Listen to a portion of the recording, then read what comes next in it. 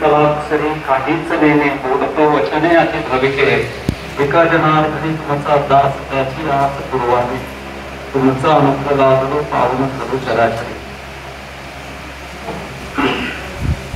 आदरणीय गुरुवर्य बाबा आणि गुरुवर्य काका महाराज आणि आपणा सर्वांशी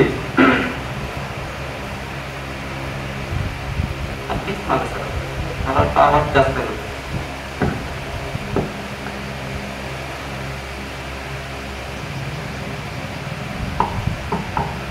आपण महाराणी ताराबाई या विषयावरती बोलणार आहोत ते म्हणण्यापेक्षा चर्चा करणार आहोत. ताराबाई यांच्याविषयी, ताराराणी यांच्याविषयी याच्या अगोदर कोणाला माहित होतं की ताराराणी हे नाव तरी ऐकलं होतं काय? मुलींनो ऐकलं होतं? कोण होतं त्या? नुसतं नाव ऐकलं होतं म्हणजे व्याख्यानाचा विषय म्हणून नाव ऐकलं होतं का? कोण होते? एक तुम्ही सांगा त्या कोण होते? एका वाक्यात सांगितलं तरी चालेल. कोणाच्या कोण होते एवढं सांगितलं तरी चालेल. हा, पत्नी होत्या बरोबर आणि शिवाजी महाराजांच्या सून होत्या बरोबर. वा वा, हंबीरराव मोहित्यांच्या कन्या होत्या बरोबर, बिलकुल बरोबर. मग आता तुमच्या समोर बोलायचं म्हणजे मला विचार करून बोलावं. तुम्हाला किती माहिती आहे की नाही? तुम्हाला एवढं माहिती म्हटलं मग आता तुम्हीच पुढे येऊन सांगितलं तर बरोबर ना.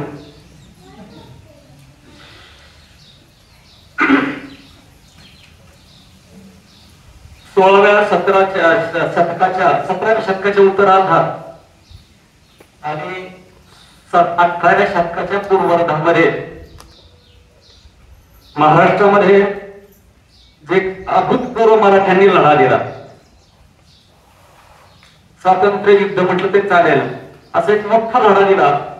आणि त्या लढ्यामध्ये मराठ्यांचा जो स्वातंत्र्य संग्राम झाला जवळजवळ तो 27 वर्ष चालू होता. या स्वातंत्र्य संग्रामातील शेवटच्या सेनानी त्या महाराणी ताराबाई. आणि प्रसंगही असा होता की ज्या काळामध्ये सगळे संपले होते त्यावेळेस ताराराणींचा उदय झाला. आपल्या हिंदवी स्वराज्याचे पहिले छत्रपती कोण? मोकळा बोलायचं, शिवाजी महाराज बरोबर. छत्रपती शिवाजी महाराज हे पहिले छत्रपती. त्यानंतर दुसरे छत्रपती संभाजी महाराज आणि तिसरे छत्रपती राजाराम महाराज. शिवाजी महाराज 1680च्या 3 एप्रिल मध्ये गेले बरोबर. त्यानंतर 11 मार्च 1689 ला छत्रपती संभाजी महाराजांना औरंगजेबाने तुळापूर येथे हाल हाल करून मारला. आपल्याला माहिती आहे ना. छावा कोणी कोणी बघितलाय? मीच तुमच्यापेक्षा सगळ्यात माग असे कारण मीच पिक्चर बघत नाही त्यामुळे मला तेवढा छावा बघायला करायचा. छान.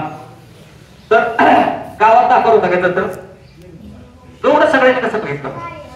शाळेत दाखवलं होता. आम्हाला बंडा महाराज पिक्चर बघायचं नाही सांगितलंय, त्याच्यामुळे मी काय फिल्म बघत नाही बरेच वर्ष. तर तुम्हाला त्याच्यामुळे माहिती आहे चांगलं. तर या हाल हाल करून छत्रपती संभाजी महाराजांना औरंगजेबाने मारलं बरोबर. शिवाजी महाराजांच्या काळात औरंगजेब होता, संभाजी महाराजांना मारलं औरंगजेब होता. राजाराम महाराज 3 मार्च 1700 साली सिंहगडावरती गेले, जे आजारी पडून वारले. ते तिसरे छत्रपती गेले. आणि महाराष्ट्रामध्ये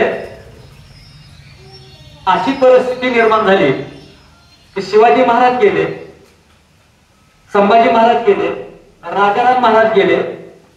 संभाजी महाराजांचा मुलगा शाहू महाराज आणि त्यांच्या पत्नी येसुबाई ह्या औरंगजेबाच्या कैद येत आहेत. मराठ्यांची राजधानी कुठली? मराठ्यांची राजधानी रायगड, ती सुद्धा औरंगजेबाच्या ताब्यात आहे. बरेच किल्ले औरंगजेबाच्या ताब्यात आहेत. 8-10 किल्ले शिल्लक होते. परिस्थिती कशी होती याची कल्पना करा. आणि तशा परिस्थितीमध्ये औरंगजेबाला वाटतं की आता 4-2 महिन्याचं काम राहिले, या सगळ्यांना आटपू आपण आणि परत आग्र्याला दिल्लीला निघून जाता येईल. आणि त्या मोठ्या आत्मविश्वासाने औरंगजेब तयार झाला आणि सातारच्या किल्ल्याला, सातार जो अजिंक्यदार आहे त्यावेळेस त्याला सातारचा किल्ला म्हणायचा, त्या सातारच्या किल्ल्याला औरंगजेबाने वेढा दिला. त्यावेळेस ताराराणी म्हणजे राजाराम महाराजांच्या पत्नी, त्यांचा छोटासा मुलगा म्हणजे 96 सालचा म्हणजे 4 वर्षाचा मुलगा आहे त्यांचा, त्या मुलाचं नाव सुद्धा त्या बाईने शिवाजी असं ठेवलं होतं. आपल्याकडे नाही का आजोबाचं नाव नातवाला द्यायची पद्धत आहे जुनं, तसं त्याचं नाव शिवाजी ठेवलं होतं. आणि या शिवाजीला मंत्रिमंडळाच्या मदतीने गादीवर बसवलं, राजगादीवरती, आणि ताराबाईंनी सगळी सूत्र आपल्या हाती घेतली. ताराराणी नाही माहित होतं की औरंगजेबाची 6 लाखाची फौज आहे. किती लाखाची? 6 लाखाची फौज. आपल्या फौजा कमी, फार फार तर लागणार असते. 6 लाखाची फौज औरंगजेबाकडे आहे. कारण औरंगजेब सुरुवातीला चालून आला तेव्हा 5 लाखाची फौज घेऊन आला होता. शिवाजी महाराज जिवंत असेपर्यंत औरंगजेबाने महाराष्ट्रात पाऊल ठेवलं नाही. 1666 ला मे महिन्यामध्ये औरंगजेबाची आणि शिवाजी महाराजांची आग्र्याच्या किल्ल्यामध्ये भेट झाली. माहितीये, आग्र्याच्या किल्ल्यामध्ये बोलवलं त्या भेटीला, त्या भेट झाली होती. त्या भेटीच्या प्रसंगी असा प्रसंग उद्भवला आणि शिवाजी महाराज औरंगजेबावरती त्याच्या दरबारामध्ये शिरले, कारण त्यांना चुकीच्या पद्धतीने उभं करण्यात आलं होतं. आणि मग औरंगजेबासमोर बोलताना असा रुमाल लावला पाहिजे, काही अंतरावर उभं राहिलं पाहिजे. आदमच्या काळामध्ये औरंगजेबाला खूप घाबरायचे सगळे, काही अंतरावर उभं राहिलं पाहिजे, बोलताना नजरेला नजर द्यायची नाही. औरंगजेबाचा वचक होता भारतभर. भारतभर म्हणतोय मी, जगामधल्या 3 सत्ता होत्या महान सत्ता, त्या सत्तांमधला सगळ्यात मोठा सत्ताधीश औरंगजेब होता. अफगाणिस्तानची आता अटक नदी आहे तिथपासून ते खाली इथं पार रामेश्वर पर्यंत औरंगजेबाची सत्ता होती. त्यात चिमूर्ण फक्त एवढं हिंदवी स्वराज्य होतं. हिंदवी स्वराज्यासारखे 22 सुभे औरंगजेबाकडे होते. 22 सुभे औरंगजेबाकडे होते. एक सुभा, बरेच सुभे असे आपल्या हिंदवी स्वराज्याच्या म्हणजे शिवाजी महाराजांनी स्थापन केलेल्या राज्याच्या 2.5 पट होते. औरंगजेब किती मोठा राजा होता हे सांगायसाठी मी तुम्हाला सांगितलं. एवढा मोठा औरंगजेब आहे. तो महाराष्ट्रात येताना 6 लाखाची फौज घेऊन आला होता, पण तेवढीच फौज आणखी दिल्ली आणि तिकडे त्याची काबूलकडे लढत. एवढा मोठा औरंगजेब आहे. आणि हा औरंगजेब मात्र जेव्हा त्याच्या समोर बोलायचं नाही आणि राजांना सहन झाला नाही अपमान, आणि त्यामुळे राजांनी त्या आग्र्याच्या दरबारामध्ये आवाज दिला, रामसिंग हमसे भी आगे काम खडा है. त्याच्या समोर जशवंत सिंगाला उभा केलं होतं. जो जशवंत सिंग शिवाजी महाराजांच्या पुढे समोर कित्येक वेळा पळून गेला होता घाबरून शिवाजी महाराजांच्या दरबाराच्या समोर, आणि त्याच्या पाठीमागे उभा केला. तो अपमान सहन झाला नाही. आता औरंगजेबाच्या दरबारामध्ये बोलायची सुद्धा सुरांनी नाही, बरोबर खाली असं डोळ्याला डोळे धरून तिथं दरबारामध्ये हा शेर गर्जना. आणि मग ही गर्जना झाल्यानंतर औरंगजेबाने एकदम ताकद त्याच्या आयुष्यात पाहिलं कोणीतरी त्याच्या समोर अशी सिंह गर्जना केली, तर सिंहाने दख्खनच्या सिंहाने गर्जना केली. मग शिवाजी महाराजांना ते टाकलं त्याने नंतर काय हळूहळू, आणि शिवाजी महाराजांना तिथंच मारायचा हा त्याचा बेत होता. परंतु ज्या दिवशी शिवाजी महाराजांना मारायचं होतं त्याच्याच आदल्या दिवशी 17 ऑगस्ट 1666 ला शिवाजी महाराजांनी त्याला फसवून, कसं फसवलं हे आजपर्यंत आम्हालाही माहित नाही, इतिहासकार संशोधकांनाही माहित नाही. आपल्याला काय माहितीये शिवाजी महाराज पेटाऱ्यात बसून आले हे आपण कल्पनेने ठरवलंय. शिवाजी महाराज कसे आले हे आजही कुणाला माहित नाही. शिवाजी महाराजांचे सगळे काव्य, गनिमी काव्य असे असायचे की आजपर्यंत कुणाला माहित नाही. शिवाजी महाराज कसे चालत आले आग्र्यावरून इथपर्यंत हेही आजपर्यंत कुणाला माहित नाही. प्रत्येक जो तो स्वतःच्या मताने ठरवतो. आणि मग त्यातला सगळ्यात जास्त सगळ्यांना म्हणजे पटेल असा प्लान म्हणजे त्या पेठाऱ्यात बसून आले. काहींच्या मध्ये पेठाऱ्याला खांदे देऊन आले, काहींच्या मध्ये आणखी वेगळ्या पद्धतीने आले, देशांतर करून आले.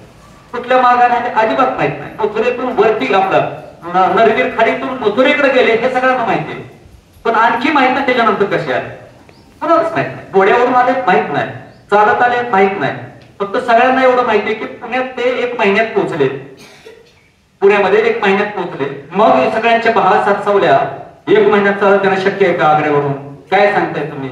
आणि दिवसभर तर पहारे असायचे, येऊ शकत नाही. मग ते आव्हान पेडलं बंडा महाराज करत त्यांनी सांगितलं येऊ शकत नाही म्हणजे काय, कसं येऊ शकत नाही? तात्या आग्र्याला गेले, बरोबर 31-35 पोरं घेतून तिथून चालत आले. 33 दिवसात तात्या राजगडावर आले आणि म्हटले हा बंडा महाराजांसारखा माणूस जर 33 दिवसात येऊ शकतो तर शिवाजी महाराज काय येणार नाही? इतिहास काय शांत झाले. कारण सदाशिव पेठेत बसून अंगावर काश्मीरी शाल घेऊन तुपात ताक बुडवून लिहिणार आता काय करणार आहे, कसं असतं हे?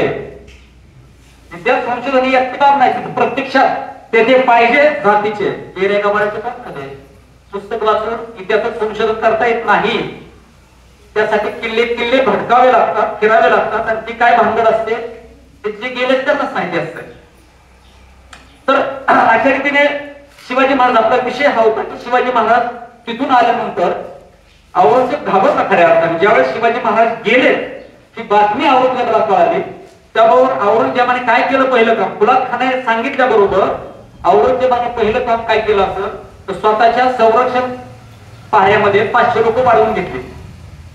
शिवाजी गेलाय, पळून गेला का इथंच येतो का रात्री मला मारते काय, ह्याला भीती वाटायला लागली.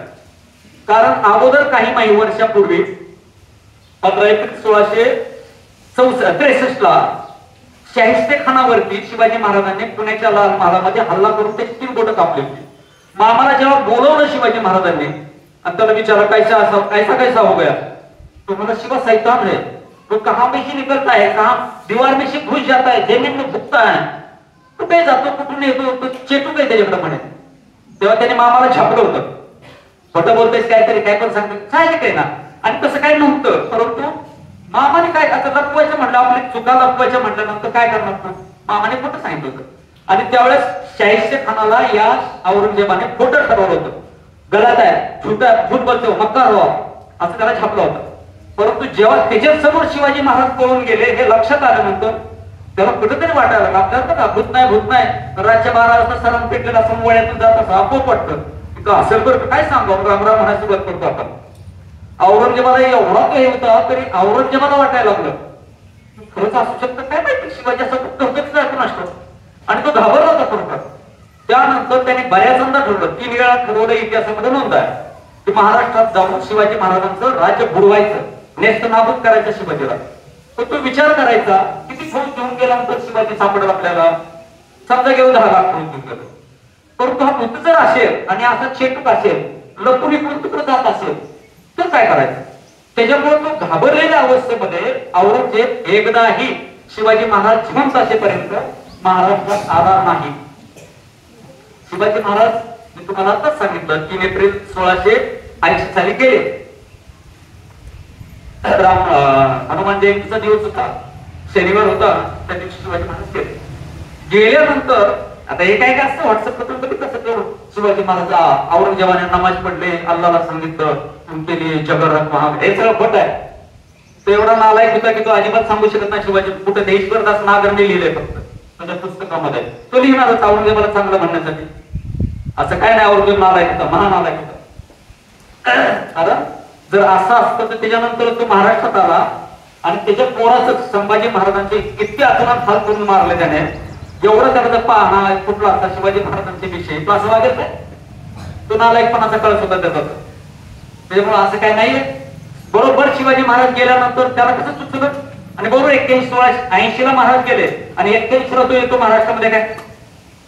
आणि मग खऱ्या अर्थाने 81 ला औरंगजेब महाराष्ट्रात आल्यानंतर 81च्या उत्तरार्धामध्ये आलाय. आणि मग मराठ्यांनी छत्रपती संभाजी महाराजांच्या नेतृत्वाखाली औरंगजेबाशी युद्ध पुकारलं.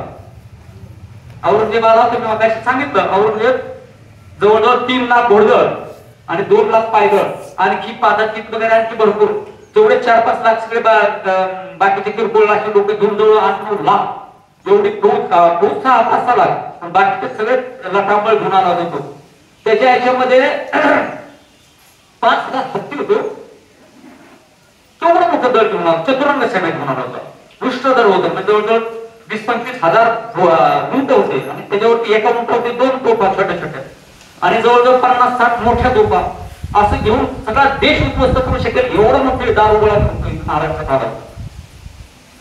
संभाजी महाराजांच्या जागेवर दुसरं कुणी असतं तर एक तर तो पळून गेला असता, दुसरं तरी शरणागती पत्करली असते, तिसरं आत्महत्या केली असते. पर्याय नव्हता, चौथा पर्याय नव्हता संभाजीराजांना. परंतु या पोराने जाणून बुजून पोरगा म्हणतोय, कारण त्यावेळेस संभाजी महाराज वय किती होत, 23-24 वर्ष आहे. बाप गेलाय, मंत्रिमंडळ सगळं बिघडलेलं, आणि अशा अवस्थेमध्ये संभाजी महाराजांनी औरंगाबादवरून युद्ध करतात, म्हणजे तयार पर्याय नव्हता, लढायला उभा राहिले. किती वर्ष लढले? 8 वर्ष लढले, 7.5-8 वर्ष लढले. एकदा मिर्झाराजे जयसिंगाने दिलेर खान आला होता महाराष्ट्रावरती चालून शिवाजी महाराजांना तह करायला भाग पडलं. त्या मिर्झाराजांचा हा राजा आहे, हा बादशाह, तो आला होता महाराष्ट्रावरती चालून. आणि संभाजीराजे, कल्पना करा फक्त, संभाजीराजांनी सुरुवातीचे 5 वर्ष, 4-4.5-5 वर्ष या औरंगजेबाला एक पोटा सुद्धा सह्याद्रीचा किंवा एका किल्ल्याचा उघडता आला नाही. एक रामशेज नावाचा किल्ला आहे नाशिक मध्ये, पेठच्या रस्त्यावरती बघा. त्या किल्ला औरंगजेबाला 5 वर्ष लागली जिंकायला. 5 वर्ष, 30-35 हजाराचे फौज रात्रंदिवस तिथं त्या बेडा टाकून बसले. 5 वर्ष लागले. औरंगजेबाने विचार केला, तिथं हा एक किल्ला जिंकायला 5 वर्ष लागली, आणि तो सुद्धा जिंकता आला ना त्याला, पैसे देऊन त्याने घेतला करून. तर कसं होणार आहे, स्वराज्य कसं जिंकता येणार? सैन्यामध्ये औरंगजेबाच्या फौजेमध्ये एवढी मोठी फौज असताना एकही विजय नाही. काय अवस्था झाली असेल, घाबरले होते सगळे, युद्धाला तयार होत नसायचे. मग त्यांना विजय हवा होता कुठंतरी. मग औरंगजेब मागच सरकला. औरंगजेब आदिलशाहीवर, विजापूरच्या आदिलशाहीवर चालून गेला. 1 वर्षात सप्टेंबर 1686 साली त्यांनी ती विजापूरची आदिलशाही जिंकली. 300-350 वर्षापूर्वीच मोठी शाही अवघ्या 1 वर्षात जिंकली. आणि स्वराज्य आपलं 74चं 7-8 वर्षाचं ते जिंकायला त्याला 5 वर्ष झाली, काहीच करता आलं नाही. ती आदिलशाही त्याने 1 वर्षात जिंकली. नंतर त्याच्यानंतर सप्टेंबर 87 मध्ये 1687 मध्ये त्यांनी कुतुबशाही जिंकली. दोन्ही मोठ्या शाह्या जिंकल्या आणि औरंगजेब मोकळा झाला. त्याला आणखी 1.5 लाखाची फौज वाढून मिळाली. करोड रुपयाचा खजिना आणखी त्याच्या ह्याच्यात आला. अन्नधान्याचा प्रचंड साठा त्याला मिळाला, आणि तो पुन्हा नव्या ताकदीने महाराष्ट्रावर चालला. पुन्हा 87 मध्ये. त्याच दरम्यान, त्याच 87 सालामध्ये शिवाजी महाराजांचे द्वितीय चिरंजीव सोयराबाई साहेबांचे पुत्र राजाराम महाराज यांचं लग्न संभाजी महाराजांनी हंबीरराव मोहिते, म्हणतात हंबीरराव मोहिते, त्यांच्या मुलीची ताराबाई, त्यांच्या मुलीची तळबीडला लग्न झालं. त्या ताराबाईचा इतिहास आपण सांगणार आहोत. परिस्थिती कशी होती, समोरचा खलनायक किती पॉवरफुल होता त्याच्यावरती ठरतं नायक किती मोठा होता. तर म्हणून मी हे सांगितलं. आणि मग ताराबाईंचं लग्न राजे संभाजी महाराजांनी 87 साली, साधारणपणे क्लिअर डेट तारीख वगैरे नाही आपल्याकडे उपलब्ध, पण 87 साली झालं. लग्न सरायला झालं असेल, आपण करीतो मार्च पासून जून पर्यंत या दरम्यान कधीतरी झालं. आणि ते भरपूर हंबीरराव मोहिते, आता हंबीरराव मोहिते सरसेनापती असल्यामुळे त्याच्यावर सगळा भार होता. स्वराज्याच्या आपल्या आणि संभाजी महाराजांच्या दुर्दैवाने डिसेंबर मध्ये 1687 डिसेंबर मध्ये सर्जा खान याच्या बरोबरच्या एका युद्धात, वाईजवळ युद्ध झालं. त्या युद्धामध्ये हंबीरराव मोहितेंना जंबुरकाचा एक गोळा लागला आणि ते हवेत उडाले आणि तिथं मरण पावले हंबीरराव मोहिते. म्हणजे हे आपल्या ताराबाईंचे पण आहेत, वडील आहेत. वडील आहेत, चांगला श्रोता समोर असते बरोबर. तर हंबीरराव मोहिते वडील आहेत, त्यांचे वडील मरण पावले. त्याच वेळेस वडील मरण पावलं तिकडे होत्या. आणि 10 दिवस झाल्यानंतर त्या आग्रह करू लागल्या ताराराणी आपल्या आईला, म्हटल्या आई साहेब मी निघते. वडील वाचलाय, लोक काय म्हणतील, महिनाभर काय थांबलं पाहिजे. म्हणजे आबासाहेब गेले याचं मला आहे, माझ्यापेक्षा जास्त स्वराज्याला सगळ्यांना आहे. शंभूराजांना तर त्याहून जास्त दुःख आहे. पण दुर्दैव असे, आबासाहेब गेल्यानंतर शंभूराजे एकाकी पडले असते. त्यांना मदत करणं स्पर्धावीर आहे. त्यांना मदत त्यांच्यापेक्षा 15 वर्षांनी मोठे आहेत, वडिलांसारखे आहेत. आणि मग त्यांना एकाकी पडले असतील. आणि त्यांच्या बरोबर त्यांच्या मदतवीराचे आहेत येसुबाई साहेब, त्या सगळा दरबार सांभाळतात. म्हणजे राजकारण पहिल्यांदा येसुबाई राणी साहेब या फडावरचा कारभार बघत होत्या. पहिली स्त्री आहे फडावरचा कारभार बघणारी हिंदू धर्माच्या. मुस्लिमांत शक्यता. शिवाजी महाराज किती फॉरवर्ड होते, आधुनिक विचाराचे होते. आपण त्याला किती पुरसटलेल्या पद्धतीने बांधून धरतोय आणि त्यांना बसवलं होतं शिवाजी महाराजांनी लहानपणापासून शिक्षण देऊन बसवलं होतं. तर त्या फळावरचा सगळा कारभार बघतात. त्यांना माझी मदत होईल, मी तिथं असणं गरजेचं आहे. बाप वारलेला असताना ही पोरगी रायगडावर निघून गेली राजकारण म्हणजे याच्यासाठी, अशा ह्या तारो व्हायचा. आपल्याला संभाजी महाराजांचा इतिहास सांगायचाच नाही. पुढं 3 फेब्रुवारी 1689 बरोबर या दिवशी संगमेश्वरला संभाजी महाराजांना मुकरद खानाने पकडलं. बरोबर, तो पिक्चर बघितला म्हणून तुम्हाला जास्त नाही. पकडला मुकरद खानाने आणि तुळापूरला आणून हार हार करून मारला. मराठी सूज पेटली आहे म्हणजे आपल्याला वाटतं मराठी फौज पेटली असेल, पिक्चर मध्ये दाखवतात, पण तसं झालं नव्हतं. मराठी फौज दिसली होती. शिवाजी महाराजांच्याकडे 280 किल्ले होते. जेव्हा इतिहासकाराने एका विचारलं की महाराज एवढे सगळे किल्ले कशासाठी, तेव्हा महाराजांनी सांगितलं आपण जो जिंकले 74 सालची 1674 राज्याभिषेकाची गोष्ट ही, जर असे किल्ले मी जर हे किल्ले आता जिंकले म्हणून हे स्वराज्य नव्हे, औरंगजेब दक्षिणेत यायचा आहे, तो ज्यावेळेस दक्षिणेत येईल आणि मराठ्यांचा औरंगजेबाशी सामना होईल, त्या सामन्यानंतर उरेल ते स्वराज्य म्हणून एवढे किल्ले. आणि या 280 किल्ल्यापैकी माझा एक एक दुरुद एक वरुस औरंगजेबाशी झुंजेल. तर 280 किल्ले घ्यायला औरंगजेबाला किती जन्म घ्यावे लागतील हे शिवाजी महाराजांनी म्हटलं. त्याच्यासाठी एवढे किल्ले होते. शिवाजी महाराजांना वाटतं 3-4 जन्म घेतलं तरी औरंगजेब जिंकू शकणार नाही एवढे किल्ले. पण दुर्दैव असं संभाजी राजांसारखा वाघ छावा औरंगजेबाने मारला आणि त्यानंतर मराठी घाबरले. औरंगजेबाने एका दिवसात 3 किल्ले घेतले महाराज. इतके मराठी घाबर. तोरण्यावर चालल्यानंतर राजगडावर चालल्यानंतर राजगड जिंकला की तोरण्याचा किल्लेदार पडून जातात, अशी अवस्था निर्माण झाली. औरंगजेबाला इतके घाबरत होते सगळे. आणि तशा अवस्थेमध्ये या महाराष्ट्राचा भार राजाराम महाराजांना येसुबाईंनी राजाराम स्वतःचा मुलगा शाहू असताना सुद्धा तो लहान होता. येसुबाईंनी केला असताना कोणी सगळे मुलावर बसलं गादीवरती. पण येसुबाई संभाजी महाराजांची पत्नी त्यांनी स्वतःच्या मुलाला गादीवर बसवण्याचा अट्टहास न करता राजाराम महाराज 19 वर्षाचे होते, त्यांना गादीवर बसवलं. राजगादीवर म्हणजे कलश त्यांना मंचकावरून केलं. राज्याभिषेक नव्हता केला, मंचकावरून केलं. आणि राजाराम महाराजांनी सांगितलं शाहू महाराज मोठे होतील, त्यांना शिवाजी नाव होतं, त्यांचे शिवाजी ठेवलं नाव. ते जेव्हा मोठे होतील तेव्हा आम्ही स्वतःने त्यांना राज्य देऊ आणि भरतासारखं राजकारभार चालू, त्याला हिंदू राजप्रकार. भरताने जसं रामाचं राज्य चालवलं तसं आम्ही राज्य चालू. जरी माझा राम छोटा असता तर त्याचं नाव राजाराम असेल, मी जरी राम असतो तर शाहू राजांनाच मी या गादीवरती बसवणार आहे. अशा ज्यावेळेस अशा विचाराने सगळे एकत्र येतात ना, त्यावेळेस काय ते करता येतं. नाहीतर सुरू झाली भाऊबंदी सुरू झाली की यादवी सुरू होतं. आणि मग राजाराम महाराजांनी त्याच्यानंतरची 9 वर्ष म्हणजे 1700 पर्यंत 3 मार्च 1700ला राजाराम महाराज गेले. तोपर्यंत राज्य सांभाळण्याचा कसोशीने प्रयत्न केला. तर ते 7 वर्ष ते दक्षिणेत जिंजीवरती जाऊन बसले होते, जिंजीच्या किल्ल्यावरती. हे जे सगळं आहे ते येसुबाईंचंच राजकारण होतं. कारण त्याच्यामुळे काय झालं, औरंगजेब जिंजी म्हणजे इथून जवळजवळ 1500 किलोमीटर राज्य आहे. औरंगजेबाला तिकडे एक सैन्य पाठवावं लागलं, इथेही एक सैन्य ठेवावं लागलं. सैन्याचे 2-3 भाग झाले आणि त्याच्यामुळे सैन्याची ताकद कमी झाली. आता त्याच्या पाठवण्याचा उद्देश होता, जिंजीचा किल्लाही बळकट होता.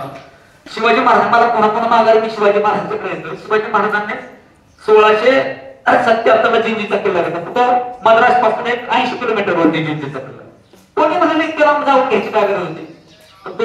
दूरदर्शीपणा जो असतो ते लक्षात येतो. तर त्या किल्ल्यामुळे राजाराम महाराज 7 वर्ष वाचले. महाराज हिंदवी स्वराज्याची गादी म्हणजे ती राजधानी झाली होती त्या काळामध्ये. असा तो जिंजीच्या किल्ला, तिथून राजाराम महाराज लढत होते. पण ते राजाराम महाराज 1700ला गेले. राजाराम महाराजांच्या अगोदर 3 वर्षापूर्वी ज्याची दहशत औरंगजेबाने खाल्ली होती तो संताजी घोरपडाला गेला होता 1697 ला. राज्य मोकळं झालं होतं. धनाजी जाधवांच्या सेनापती पद होतं. परंतु औरंगजेबासमोर लढायचा तर कोण आहे, राजाच कोण नाही. शाहू महाराज मगाशीच मी सांगितलं तुम्हाला, शाहू महाराज कैदे. कारण रायगड मध्यंतरचा काळ पडला होता. त्यामुळे येसुबाई आणि शाहू महाराज औरंगजेबाच्या कैद होते. जुल्फिकार खानाने तो घेतला होता 2 नोव्हेंबर 1600. आता तो 2 नोव्हेंबरला तो अगोदर घेतला होता तो 89 साली. त्यामुळे त्या कैदेत लढायचं कोणी असे प्रश्न निर्माण झाला.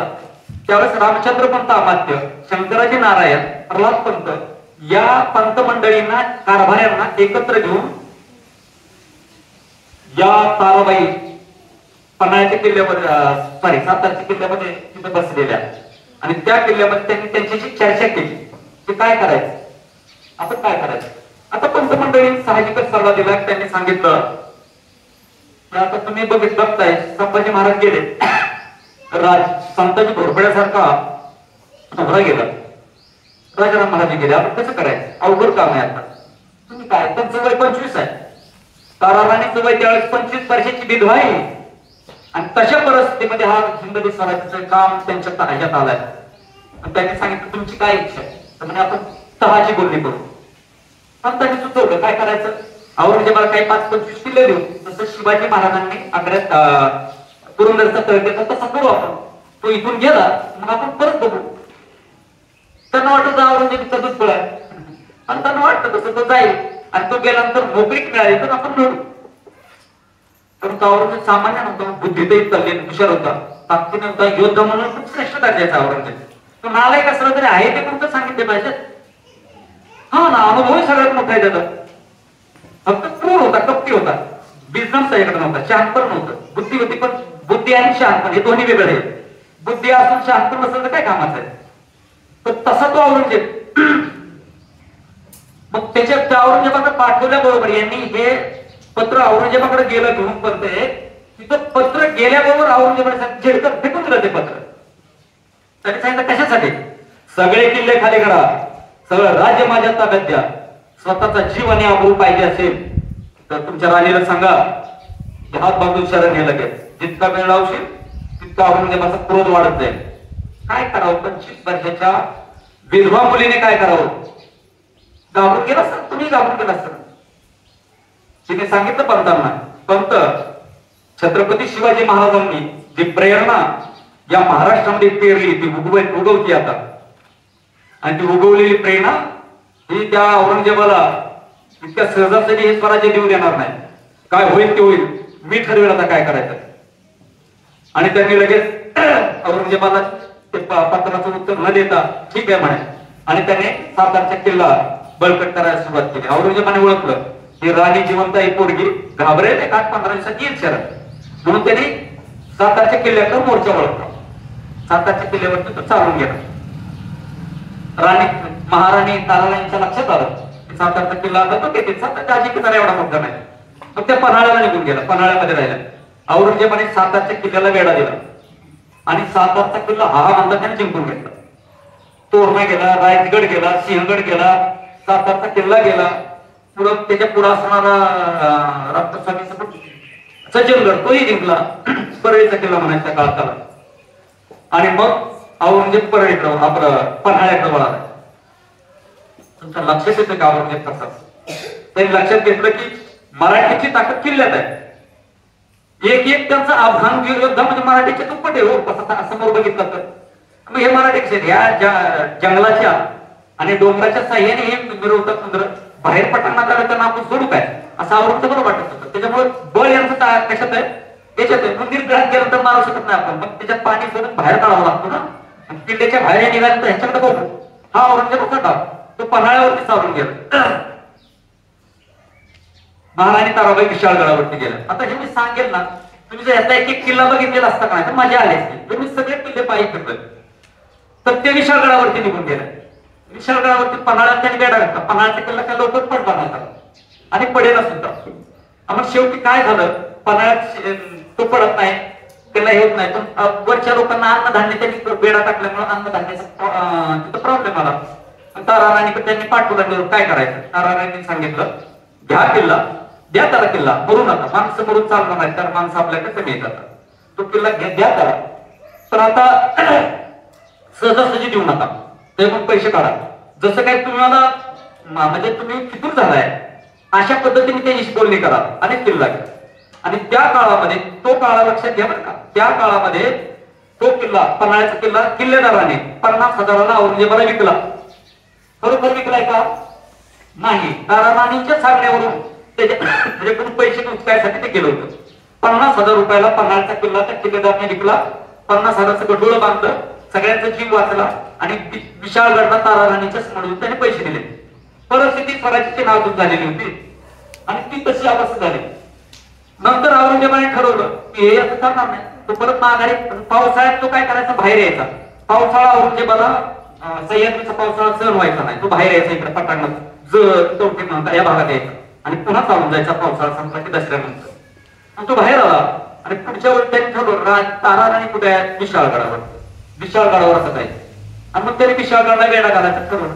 अरे हा हत्तीच्या चालीने चालणारा त्याच्या पण माणसं थांबत का. तारा राणी तो विशाळगडाकडे येतो हे लक्षात आल्याबरोबर तारा राणी प्रतापगडावर निघून गेले. प्रतापगड म्हणजे अफजल खानला तिथे मारला तो प्रतापगड.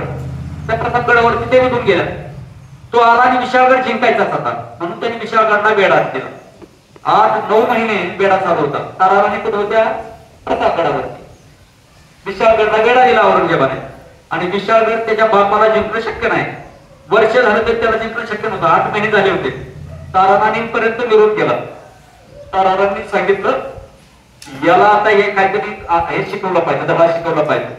आणि मग त्यांनी ठरवलं, त्यांनी सांगितलं आता तो एप्रिल-मे महिना होता. एप्रिल-मे महिन्यामध्ये तो औरंगजेबाचा पोरगा नातू बेदार बघ तो ही 1701 सालची गोष्ट आहे. तो बेदार फक्त त्या किल्लेदाराला भेटला आणि त्यांनी सांगितलं आम्हाला तुझा किल्ला दे, किती काय किंमत असेल ते सांग. तो मला नाही देणार. अरे म्हणता नंतर घे पण दे, म्हाताऱ्याला शांत होऊ दे. कारण म्हातारा किल्ला घेतो थांबणार नाही. पावसाळा आले आणि मरू मोकाट. कारण तिथला पावसाळा विशाळगडचा पावसाळा ज्यांनी बघितलाय त्यांनाच माहिती. आम्ही पावसाळ्यात ऐन पावसाळ्यामध्ये तसं तिची काय पोरं घेऊन गेल्या वर्षी पण गेलो होतो. जवळजवळ त्याच दिवशी म्हणजे आषाढी पौर्णिमेच्या रात्री तिथून पन्हाळगडावरून विशाळगड पर्यंत जसं बाजीप्रभू देशपांडे गेले होते ना त्या मार्गाने आम्ही गेलो चालत.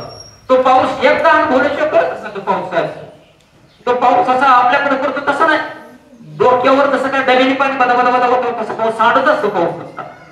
आणि तो पाऊस त्या पावसामध्ये तुम्ही जर बघितलं ना त्या भागामध्ये जवळजवळ 3000 सेंटीमीटर एमएम पर्यंत पाऊस पडतो.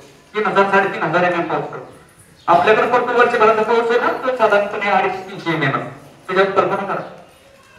त्यात ते पाखरं असतात ना पाखरं, त्या पाखराची पंख असतात ना पाखरं ती हिरवी झालेला त्या शेवाळ फुटलेला असा. आणि त्या पावसामध्ये तो बेदार फक्त मला आम्हाला इथं राहणं शक्य नाही बाबा, काय मागायचे ते माग पण आम्हाला ह्याच्यातून बाहेर काढा. त्यावेळेस त्यांनी सांगितलं 2 लाख रुपये द्यायला. किल्ल्याचे किती 2 लाख रुपये द्यायला लागतात. आमचं सगळं सामान आम्ही घेऊन जाणार. तर म्हणजे ताराराणींना पाठवलं त्यांनी असं म्हणतो 2 लाख रुपये. तर म्हणजे थांबा थांबा. त्यांनी लांब बोत केला. परंतु औरंगजेबाचा तो पुतण्यासारखा नातू सारखा जायचं बेदार बघता आणि सांगायचं काय करायचं. तर म्हणायचं थांब जरा थांब जरा. मग काय नाही म्हणे नाही पटकन पावसाळ्याला काय करायचं. असं करून 8 दिवस राहिले. जून महिना आला आणि जून महिन्याच्या त्यावेळेस तो गेला. माझं काहीतरी ठरवा नाही तर आम्ही पण मग आता काहीतरी बघायला लागलो. जवळजवळ 80,000 फौज होती बाजूला. ते किल्ल्यावरती 700-800 लोक होते. काहीतरी आम्हाला करायचं लागेल ना स्वतः धावा करू आम्ही काय करू. त्याने विचार केला आता काय करायचं. तो म्हटला त्याचं काय ही सगळी माणसं बनेल होती मराठी सगळी आता तयारीची होती ना. शिवाजी महाराजच्या काळापासून ताराराणीचं तालमीत तयार झाली. पोरं सगळी नवीन सगळी यंग जनरेशन होतं ते तयार होतं. त्यांनी सांगितलंय बघा आम्ही जातो पण आमचं सामान तुम्हाला न्यायला आमचं बैल काबाडीशी लागतात ना वाहून तेच नाही. तो म्हणला आता का आम्ही काय करतो. म्हटलं काय तरी करायचं की बैल असतो आम्ही काय करू शकतो. तो शेवटी गेला ताच्याकडं. तर म्हणा आमची काबाडीची बैल आपले जात का. औरंगजेबाच्या काबाडीच्या बैलावरती विशाळगडावरचं मराठ्यांचं साहित्य सगळं सामान सुमान अन्नधान्य वाहून नेलंय. किती औरंगजेबाला आलेली म्हणजे किती ग्लानी आहे. किती खाली जायचंय बघा. ते सगळं सामान वगैरे वाहून नेलं. तिथून 2 लाख रुपये दिले. हे कशासाठी चाललं होतं पावसाळा व्हायचा सुरू व्हायसाठी. तर जून महिना झाला होता. 6 तारखेला ताराराणीचा एक तिथं पत्र घेऊन एक माणूस गेला आणि त्याने सांगितलं आता किल्ला द्यायला हरकत नाही कारण पश्चिमेकडून ढग निघाला. मृग नक्षत्र 7 जूनला आणि हमखास पाऊस त्या काळात तर नक्कीच येत असेल. आता येतो तिथं बरोबर 7 जूनच्या दरम्यान. आणि मग सांगितलं आता तुम्ही तयारीला लागा. आणि मग त्याची बोलणं झालं. पहिल्यांदा त्याने 2 लाख रुपये आणून टाकले. त्या काळात ते 2 लाख कोटीच्या पुढे ते म्हणजे मला वाटतं महाराष्ट्राची अर्थ संकल्प तेवढाच होईल एवढे मोठे पैसे तेवढे टाकले त्याच्या समोर. आणि नंतर मग निघून गेले. ते बाहेर पडले आणि तसा औरंगजेब त्या किल्ल्यामध्ये आला. किल्ले फतेह किल्ले असं त्याला नाव दिलं. त्या 40 महिन्याची घेतली. त्यांनी ते पुरुषाचं ऍक्टिंग केली. सगळं नाटक आता तसं चालतं नाही. त्या प्रकार सगळा कामापेक्षा हे ढोंगलंय. तसं ते फक्त सगळं झालं ते प्रकार सगळा. तो किल्ला त्या किल्ले त्याने ते किल्ला दार आता पूर्णच नव्हतं ते सगळं केलं सगळं. आणि नंतर मग गेला तिथं तो वस्तूच्या रेहान मलिक रेहान त्याचा दर्गा आहे तिथं वरती. त्या दर्ग्यामध्ये नमाज पडले पण तो तिथं थांबला नाही त्या किल्ल्यामध्ये. रात्री परत माघारी आला आणि आपल्या तळावरती थांबला. तिथे गेल्यानंतर त्याने दरबार भरवला आणि त्या दरबारामध्ये नातूने किल्ला जिंकला ना आणि त्या बेदार बघता 2 लाख रुपये बक्षीस दिलं. तुम्ही लक्षात घ्या बरं काय सगळ्या गोष्टी. म्हणजे ऍक्च्युली ते औरंगजेबाने पैसे दिले नाहीत ते दाखवायचं नाटक. ताराबाईंना जे 2 लाख दिले ना हे औरंगजेबाने नाही दिले तर त्या बेदार बघून दिले म्हणून ह्याला 2 लाख बक्षीस नातूला. त्याला त्यांचेच पैसे होते. आणि नंतर मग तिथं खाली औरंगजेब जेव्हा तळावर आला पावसाला सुरुवात आहे पन्हाळ्यावर त्यांचा मुक्काम करायला त्यांना यायचं होतं पन्हाळ्यावरती मुक्कामाला. तर तो किल्ला म्हणजे विशाळगड ते पन्हाळगड हे अंतर 30 कोसाचं आहे. 28-30 कोसाचं अंतर आहे. तेवढं अंतर पार करायला औरंगजेबाला 29 दिवस लागले. त्याच्यावर कल्पना करा.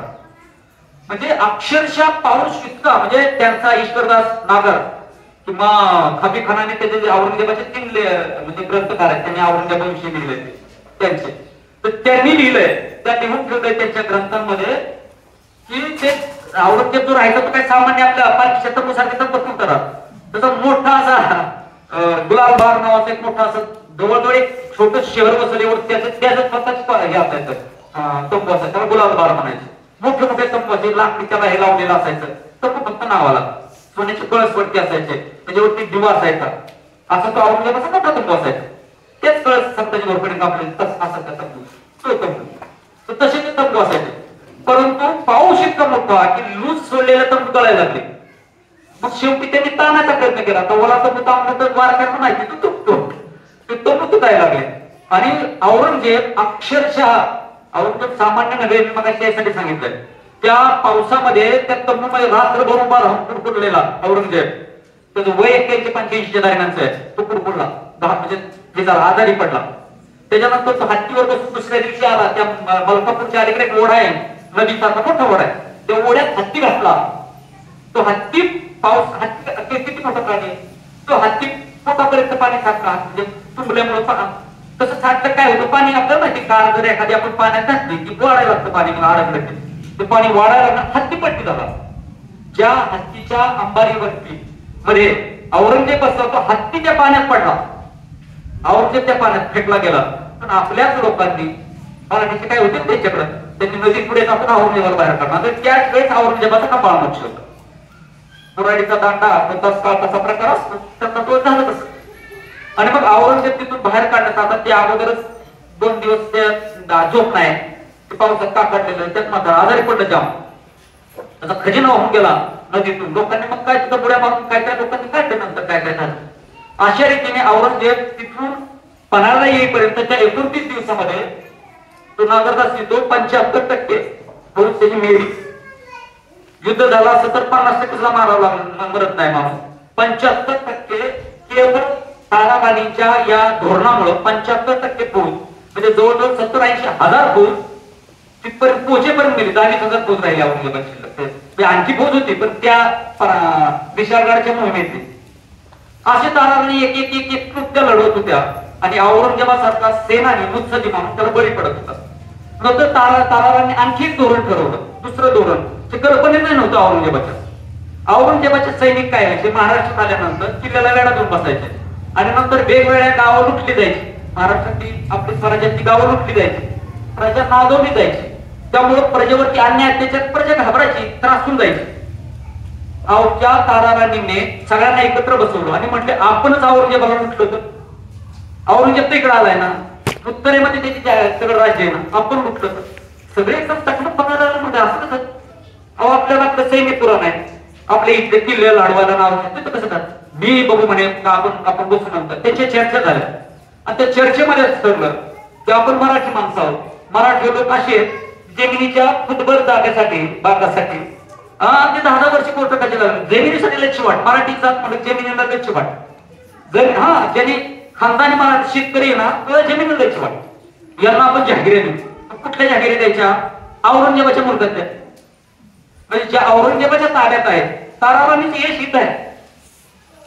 औरंगजेबाच्या ताब्यात त्या जमिनी जहागिऱ्या आहेत, त्या जहागिऱ्या द्यायच्या आणि यांना तयार करायचं. मग त्यांनी तयार केलं, लोक तयार झाली आणि पहिला नर्मदा पार होणारा, मुलांना लक्षात ठेवा, काही लोक म्हणजे मला गरज पडेल की नाही माहित नाही, पण नर्मदा पार करणारा पहिला मराठा सरदार, त्याचं नाव कृष्णा सावंत आहे. हा सरदार म्हणजे 27-28 पोरगा आहे हा. त्याला सांगितलं ताराराणीची समोर, त्यांनी सगळं त्या बैठकीमध्ये सगळं ऐकलं आणि त्यांनी ठरवलं आम्ही सगळे आणखी सांगतो. कृष्णा सावंत नर्मदा पार करून उत्तरेकडे घुसला. आता हे मराठीची फौज आहे आणि कशासाठी गेलेली, आणि त्यांना सांगितलं तुम्ही जी फौज तयार कराल ना, त्या फौजेचा पगार आम्ही नाही देणार, तुम्ही औरंगजेबाचा मुलूक लुटायचा, जे काही ताब्यात घेत त्यात निम्मी फौज तुम्ही 40% 50% ते वापरायचं फौजेसाठी, त्यातून वेतन तनखा म्हणजे त्या फौजेचा भागवायचा, संपत्तीतून सगळं काय ठेवायचे 50-40% ते काय ठरवायचे बसल तो इथं जमा करायचा उरलेला. त्यांना वाटलं बरं झालं ऑफिशियल दरोडे ना, दरोडा घातल्यासारखं त्याला राजमान्यता आहे ना, ताराबाईंची मान्यता आहे. आणि मग गावागावामध्ये फौजा तयार झाल्या. गावातून जे फिरणारे मोबाईल घेऊन बसले, टावर खाली बसलेली पोरं ना सगळी म्हणली का हे मोबाईल सगळं तिकडे मिळते. आणि मग सगळे मोबाईल हे सगळी पोरं जे गावातली असणारी तरणी बांधून होती, कारण दुष्काळ पडलेला होता त्या काळामध्ये, ते सगळी पोरं एकत्र आली. तरुणाला काहीतरी दिलं पाहिजे काम, ते लगेच तयार होतं. आपल्या त्याला काही काम नाही, चांगला सन्मार्गात जायचं, त्याला काही रस्ता दिसत नाही म्हणून तो बिघडतो. तरुण बिघडत नसतो, तात्यांचं हे ध्येय आहे. तरुण बिघडत नसतो, त्याला रस्ता दिसत नसतो म्हणून तो बिघडलेल्या माणसाच्या नादाला. मग हे सगळे तरुण पोरं एकत्र आहेत आणि गावागावामध्ये अशी पोरं एकत्र राहायला लागली. काम नाही चला ना, हो गोळा 20-30 हजार पोरं गोळा व्हायचे आणि हे सगळे उत्तरेत नर्मदा पार करून उत्तरेमध्ये घुसायचे. घोरपड्याने एक गॅंग केलं, कर्नाटक लुटलं ते, तिकडे त्यांनी पार ह्याच्यापर्यंत फुलं घातला, तिकडे त्यांचं राज्य घोरपड्यात तिकडे तयार केलं, समधी वगैरे त्या तिप्पलीकडच्या भागामध्ये. साबाजी शिंदे अगदी माळव्यामध्ये घुसला, म्हणजे आता तो मध्य प्रदेशचा भाग आहे तिकडपर्यंत साबाजी शिंदे घुसला. दाभाडे गुजरात पर्यंत घुसले. तर सगळे म्हणजे गावागावाने आपली पोरं भावकी सगळी गोळा करायची, 20-30 हजाराची फौज गोळा व्हायला लागली. आणि तुम्हाला आश्चर्य वाटेल ते अनऑफिशियली फौज 1.5 लाख होते आणि पगार सरकारचा ह्याच्या तिजोरीतला 0 पगार, त्यांना पगार द्यायला लागतो. ह्याचे दुष्परिणाम ताराबाईंना माहिती होते काय होणार पुढे ते. परंतु सध्याच्या परिस्थितीमध्ये एखाद्याला आघात झाला ना, ते माणूस जाऊ म्हणतो की म्हणतोय नको ॲलोपॅथी ट्रीटमेंट नको, का? कारण त्याचे दुष्परिणाम आहेत त्या ॲलोपॅथीचे. पण मरत असले तर घे ना, आता सध्या आजार झालो नंतर तुम्ही काय होईल साईड इफेक्ट आपण दुरुस्त करू, त्यातला तो प्रकार आहे. आता सध्या औरंगजेबासारखा रोग महाराष्ट्राला लागलाय, त्याला थांबवायचा आहे. नंतर मग ह्याचे दुष्परिणाम होणार आहेत, कारण गावोगावमध्ये सरदार वाढणार आहे, त्याच्यात स्पर्धा वाढणार आहे, त्याच्यातून दुष्परिणाम होणार माहिती उत्तराला नाही. पण सद्यस्थितीमध्ये औरंगजेब मुक्त केलं पाहिजे. औरंगजेबाच्या ताब्यात गेलं तर मग काय होणार, त्याच्यापेक्षा तो वाईट नाही.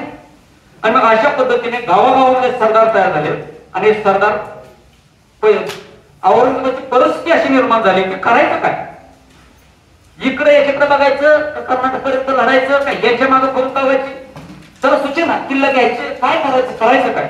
एवढा मोठा मुरब्बी सैन्याने त्याचं डोकं चाललं.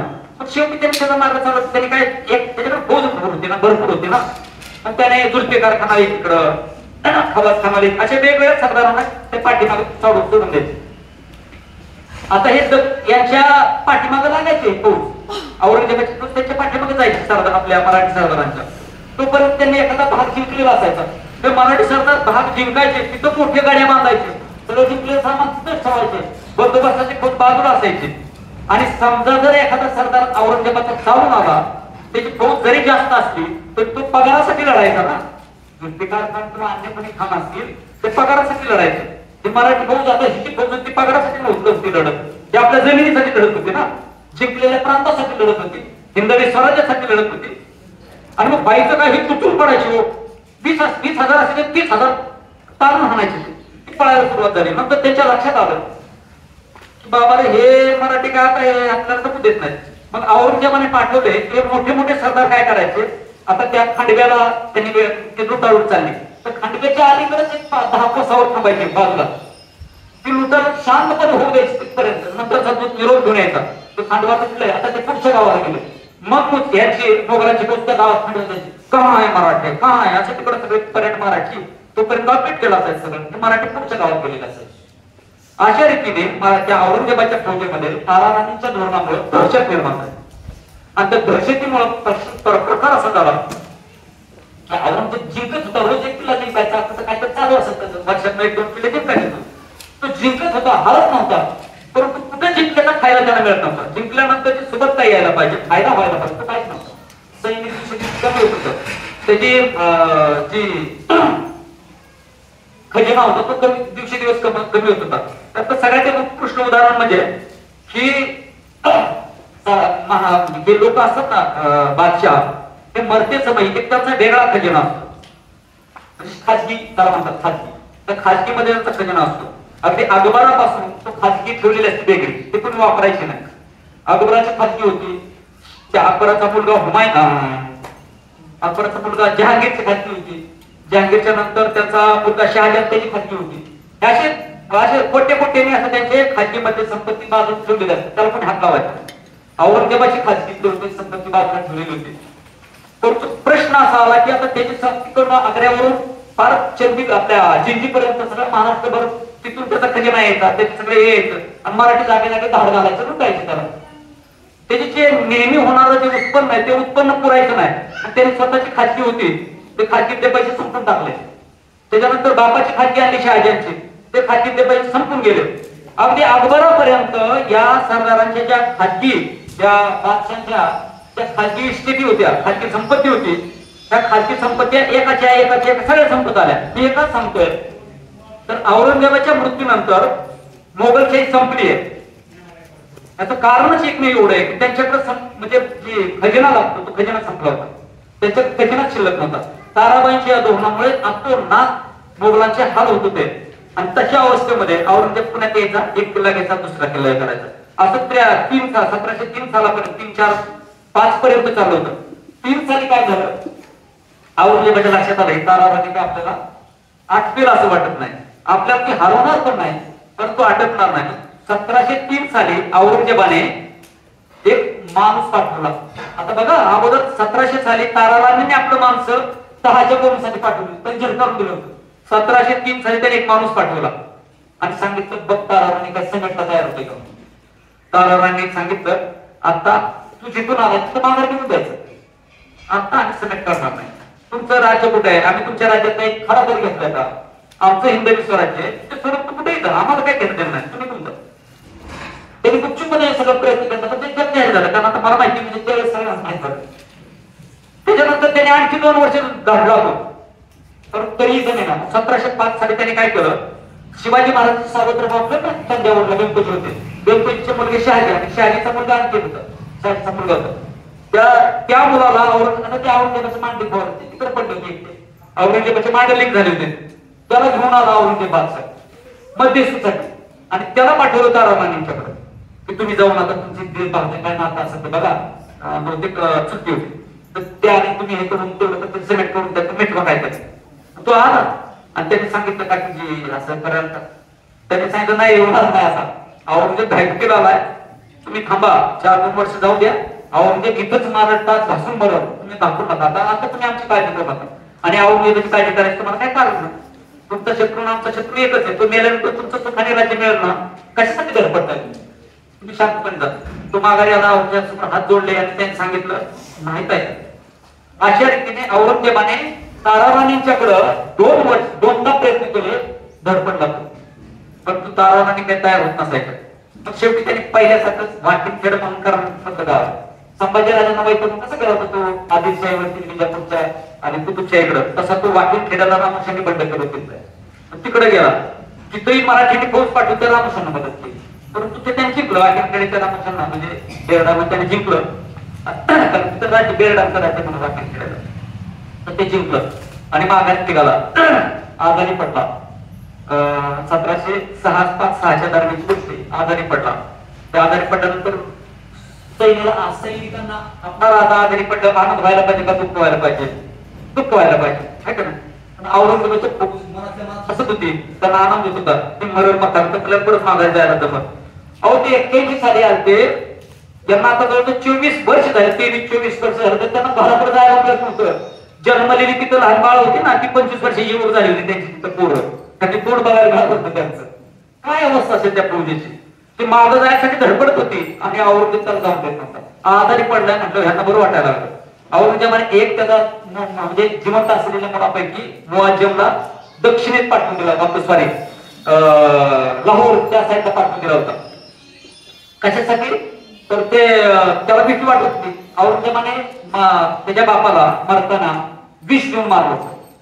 औरंगजेबाला लक्षात आलं आता आपलं मरण जवळ आलंय, त्याला वाटायला लागलं की पोरं जर आपल्या जवळ राहिली तर पोरं मारतील, म्हणून कसं खातं माणसाला ते पोरं. म्हणून त्यांनी मुअज्जमला लाहोरच्या साईडला पाठवून दिलं, पंजाब प्रांतामध्ये, तिकडे जा म्हणून सांगितलं.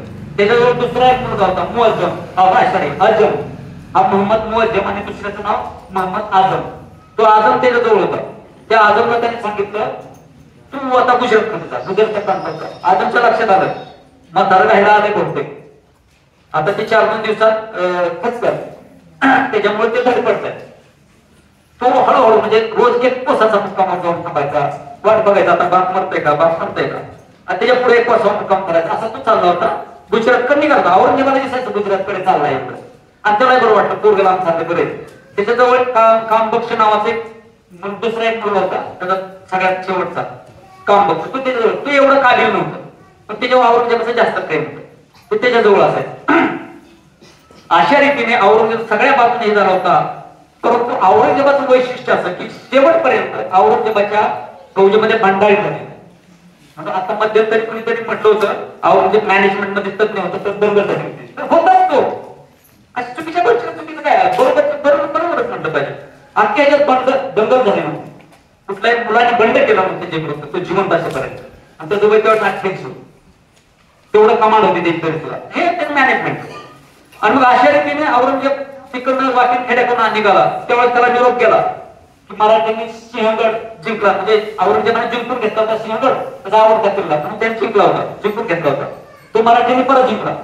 औरंगजेब म्हणला ठीक आहे. त्याने आदेश दिले तिथल्या फौजेला, आपलं जो फौज असेल त्याची असं नगर आपलं नाव ठेवलं, त्याने नाव बदललं. त्या असत नगरला फौज असायची. ती तुझ्या फौजेला सांगितलं सिंहगड होता. सिंहगडच्या पायथ्याला फौज पोहोचली तोपर्यंत त्याला दुसरा निरोप आला की मराठ्यांनी राजमाची जिंकलं, लोणावळा राजमाची किल्ला जिंकला, आता काय करा. तो जसा जसा इकडे महाराष्ट्राकडे यायला बघेल तसे तसे किल्ले जिंकतायत मराठ्यांच्या कानावर पडायला लागतात. किती हातात झाला असं तो कल्पना करा. शेवटी आता त्याचा जो चरित्रकार आहे तो म्हणजे सरकार, जगन्नाथ सरकार, ते चरित्रकाराने म्हटलं म्हणून मी म्हणतोय, मला नक्की माहिती मला पटत नाही, पण तो म्हणतात की औरंगजेब शेवटी वैतागला आणि तो उत्तरेकडून निघायला चालला. हे मला मागच्या 8 दिवसात एक पुस्तकात सापडलं. त्याच्या अगोदरपर्यंत औरंगजेब परत निघाला होता हे मला मान्य नाही, आताही नाही, पण ते वाचलं म्हणून सांगतोय. तो परत त्याने विचार केला तर जाऊ आपण माघारी, आणि मग वाकीन खेड्यावर कर्नाटक मधून उत्तरेकडे जायचं. चला तिकडं उत्तरेकडे जायचं. मग तो निघाला, तो अहमदनगरच्या जवळ आला. त्याची फौज वगैरे सगळे बरोबर चालले. जुल्फिकार खान त्याचा माऊस होतो ऍक्च्युअली. जुल्फिकार खान मुख्य सेनापती, तो बाजूने चाललाय. तेवढ्याच घोड्यांच्या टापांचा आवाज यायला लागला. औरंगजेबाने ऐकलं, जुल्फिकार खानाच्या लक्षात आलं. जुल्फी देख क्या हो रहा है. जुल्फिकार खान ठीक गेला तो पळत धनाजी फौज घेऊन आला होता. आता राणाने पाठवलं औरंगजेब नगरकडे निघालाय, कारण मध्ये खाना आला म्हणून तो ते आलं होतं.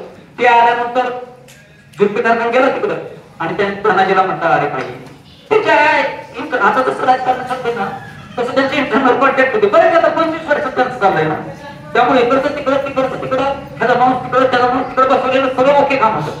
तर जुल्फिकार खानाचं आणि धनाजी राजाचं चांगलं जमत म्हणजे ओळख हे होतं. तो म्हणता भाई अब ये खुदा जानने वाला है ना, क्यों ये कर रहा है. तो म्हणा नाही फौजेला कमी पडलं जरा आम्हाला पाहिजे. मग त्याने त्या ठिकाणी काही हजारो रुपये दिले धनाजी राजांच्याकडे आणि तोच माघारी गेला. त्याची करुणा असं सांगतो मी औरंगजेबाची तारा राणीच्या फौज झाली. माघारी आला आणि जुल्फिकार खान म्हटला बघा आधी असा. औरंगजेबाला म्हटला औरंगजेबाला हे सगळं माहिती. त्याला जवळ बोलत तिकडे तो म्हटला जवळ घेतला आणि त्याला सांगितलं जुल्फी तू काय समजता है, मुझे कुछ मालूम नहीं, मुझे पूरा पता है तुझे, कितने पैसे दिए कौन खाऊ. त्याने लक्षात आलं त्याच्या त्याला माहित त्याला माहित असेल पण त्याला वाटायचं आता तो म्हटला दानाजी का खाली बघायला चलो चलो एक बार तो सच बोलना शिकू भाई मेरे साथ तो आणि असं म्हणून तो निघाला नगरकडं. नगरच्या जवळ तिकडनं येता येता त्याला पुन्हा आणखी बुखार आला, ताप आला आणि मग नगरचे तिथं भिंगार नावाचं गाव आहे नगरच्या कलेकडे, तर तिथं मुक्काम होता. तापातून परत नॉर्मल झाला. दरबार तो भरवायचा, आजारासाठी दरबार यायचा, दरबार भरवायचा. पण लोकांच्या मनामध्ये चुकीची हे जायला नको ना की म्हातारा आजारी पडले, बंडपुरी होते, बंडारी मातू नाही म्हणून तो तिथे येऊन बसायचा त्या पूजेमध्ये. दरबार भरवलं त्याने. तर 19 तारीख होती, 19 फेब्रुवारी 1707 दरबार भरवला, गुरुवार होता. आणि त्या दरबारामध्ये त्यांनी सगळ्यांना गप्पा गप्पा मारल्या. त्याला आता कमी ऐकायला येतं थोडं, तर त्याची वाणी मात्र बोलणं मात्र ते होतं आणि माणसाची ओळख बघितला म्हणून तू ओळखायचा बरोबर. तसं बोलणं बिलणं झालं आणि नंतर औरंगजेब गेला आणि म्हणजे शयन कक्षामध्ये गेला त्याचा आणि त्याला परत ताप आला. दुसऱ्या दिवशी तरी सुद्धा तो काही गोष्टी ज्या निश्चित आहेत ते लक्षात ठेवल्या पाहिजे. तर दुसऱ्या दिवशी तो शुक्रवार होता, त्याचं काय त्याचं मत असेल मला शुक्रवारी मरण यावं त्यांच्या ह्याच्याप्रमाणे. मग तो ताप घेऊन ह्याच्यात घेऊन बसला. हातामध्ये बाळ आहे. आता ते वैरी असतात तरी आहे ते आहे ना, जे आले त्याच्या लेखकांनी लिहून ते सांगितलंच पाहिजे. तर ताप हातात बाळ असताना त्याला मरण आलं. एकदम म्हणजे ब्लड प्रेशर म्हणजे कमी झाला असावं ते अंदाजे देत ते सांगतं आणि औरंगजेब त्या ठिकाणी मरण पावलं. मरण पावल्याबरोबर सगळे सैन्य ऍक्टिंग करत रडण्यास आम्हाला रडायलाच नाही, सगळे ऍक्टिंग. त्याच्याबरोबर त्याचा मुलगा होता कामबक्ष, तो विचार करायला लागला, घाबरला होता. कारण त्याला माहिती होतं आपले दोन्ही भाऊ बाहेर गेले तर ते आता येतील इकडं. हा एवढा शूर नव्हता. आणि ही पहिली खबर बाजूला हळूहळू चालू होता गुजरात मध्ये. त्या आजमला कळालं म्हातारा आपले बादशाह गेलाय म्हणून, लगेच माघारी केला. जो प्रवास करायला त्याला 15 दिवस लागले होते, तो प्रवास त्यांनी एकाच दिवसात पूर्ण केला आणि तो अहमदनगरला आला. आल्यानंतर त्यांनी बघितलं, रडायला सुरुवात केली, थोडं रडून घेतलं आणि पटकन त्यांनी मुख्य सर्व जोडीदार त्यांना गाठलं, मिटिंग घेतली आणि सांगितलं आपल्याला लवकर जायचंय, आता हे आपण वाट लावायला पाहिजे. आणि मग ते सगळं एकत्र ह्याच्यात पेटीमध्ये ते भरून खुलताबाद आहे ना, औरंगाबादच्या बाजूला खुलताबाद आहे, तिथे त्याच्या गुरुची समाधी औरंगाबाद. त्या समाधीच्या शेजारी समाधी नाही म्हणतात त्याला, कबर आहे. चुकुंद समाधी म्हणतो ती समाधी नाही, कबर आहे त्यांची. त्या कबरीच्या त्याच्या बाजूला त्यांनी सांगितलं होतं. आणि इतक्या कमी पैशामध्येच माझी सांगतो शिकत होता. उधळ्या नव्हता, सगळ्या बादशामध्ये एकमेव बादशाह तो उधळ्या नव्हता, शिकत होता. त्या टोपे शिवलेले काय पैसे होते ते तुम्हाला पण लक्षात नाही. तेवढ्या रकमेमध्ये तेवढीच माझी कबर बांधायची, जास्त पैसे खर्च करायचे. आणि त्याप्रमाणे मग आता या पोराला घायच होती, त्यांनी आता पटकन तिथं एक बरोबर केलं आणि ज्या दिवशी त्याला तिथं पुरलं म्हणजे त्या कबरीमध्ये घातलं त्याच दिवशी त्याने पिछे आणि सुटला तो दिल्लीकडे. मी आता ते थांबणं उचित आहे असं मला वाटतं. ताराबाईंचे चरित्र खूप मोठे आहे. 2 दिवसांचे सांगितलं संपाय सांगतात. त्याच्यानंतर आणखी ताराबाईंच्या विरुद्ध कारण हे आजम जो मुआजम आहे सॉरी आजम हा दिल्लीकडे निघाला. दिल्लीकडे जाताना त्याच्या ताब्यात असणारे शाहू महाराज आणि येसुबाई त्याच्या ताब्यात होते ना, संभाजीराजांची पत्नी आणि मुलगा, तर सगळ्यांना घेऊन दिल्लीकडे निघाला. दिल्लीकडे निघाले असताना तो नर्मदा पार करून पुढे गेल्यानंतर आता इतके दिवस त्यांच्या बरोबर राहिल्यामुळं येसुबाईंचं आणि औरंगजेबाची मुलगी जेबुन्निसा जे चांगले संबंध झाले. जेबुन्निसा ही येसुबाईंपेक्षा 15-16 वर्षांची नव्हती, औरंगजेबाची लग्न झालेलं नव्हतं त्याशी. तर त्या मुलीचं तिथं चांगलं संबंध, शाहू राजांना स्वतःच्या मुलासारखं सांभाळत. आपण ज्या कबरी उकडायचं तुम्हाला चांगलं लागतं नाही. सातारमध्ये जी एक कबर आहे बघा, त्या जेबुन्निसाची कबर शाहू महाराजांनी बांधलेली. तुम्ही काय उघडणार ज्या गोष्टी आहेत त्या पुरावा. आता औरंगजेबाची कबर आपण बोलतो पण कोणाचं राग पण येईल. औरंगजेबाची जी कबर आहे तिथं मुक्ताबादला, औरंगाबादच्या पलीकडे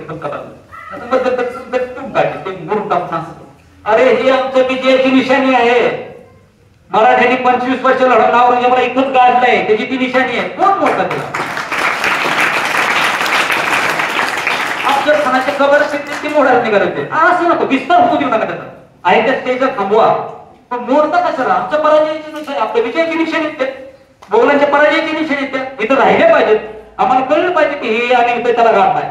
शिवाजी महाराजांनी इथं 187 किलो वजनाचा माणूस मारलाय स्वतः अंगावर घेऊन, त्याची निशाणी आहे, छोटी पाहिजे अशा रीतीने उत्तरेकडे निघालेला असताना त्यांनी बरोबर शाहू महाराजांना आणि येसुबाईंना घेऊन गेला होता.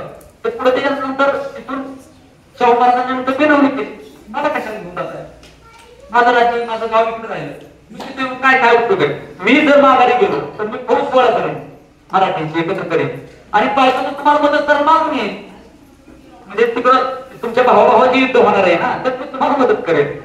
मग त्यांनी एके ठिकाणी शाहू महाराजांना आणि ते जे लक्षात आलं, जिना पोलिसांनी सांगितलं, सॉरी पोलिसांनी त्याला सोडा, म्हणजे तू माघारी गेला तर तिकडे ताराबाई आता जे राज्य करतात ते, आणि आता शाहू महाराज हे शाहूला सोडलेलं, हा हे दोन राजे होते मराठ्यांचे आणि त्यांच्यामध्ये युद्ध पेटत, यादव होईल आणि आपलं राज्य सुरक्षित राहील.